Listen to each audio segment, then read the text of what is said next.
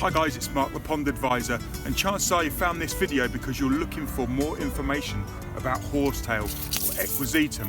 And as you can see, that this plant is a lovely species.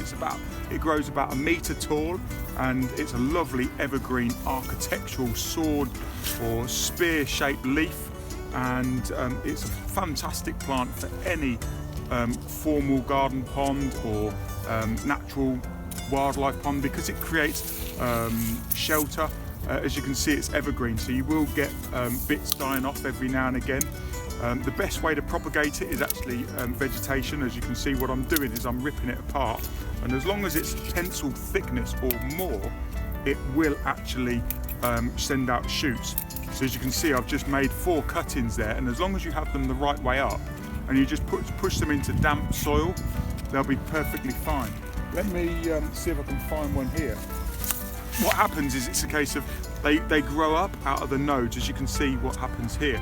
So in the wild, what they would actually do is they would grow and then they would get big, or they would snap off, and the weight would actually push them into the water, and then they would just spread like that. But obviously, when you want to propagate them for a pond scenario, what you can do is you can make sure you cut them. They're actually hollow. They're like a drinking straw. I can't break that one. But certainly it's a case of it's very, very easy to propagate this one. Fantastic. In some of the warmer countries, or somewhere where, you know, like Florida or California, they can become quite invasive because they don't have a dormant period. So obviously in the UK, it's perfectly fine. You know, they do stay evergreen and they're very, very hardy.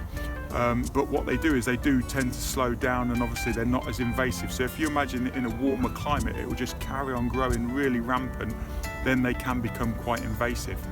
But this is a fantastic plant, and I would put it in most of the ponds that I build.